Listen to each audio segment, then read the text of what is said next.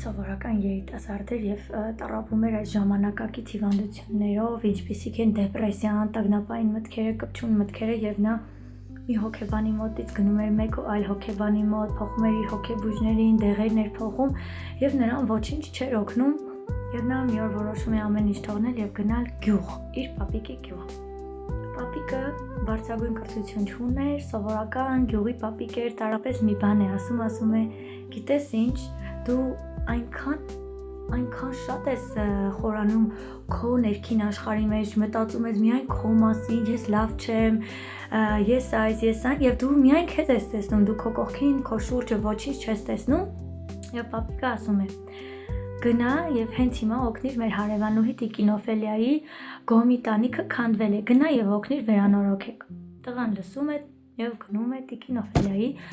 գոմը վերանորոգելու։ Հաջորդ օրը պապիկը ասում է այսօր մեր հարևանը փայտ չունի վառելու, գնա եւ օգնիր ջարդեք փայտը, թող նա վառելափայտ ունենա։ Երիտասարդը այդպես մեկ շաբաթ օգնում է այս հարևանին, այն հարևանուհուն եւ մեկ շաբաթ հետո նա հասկանում է, որ ինքը արդեն կարողանում է հանգիստ քնել։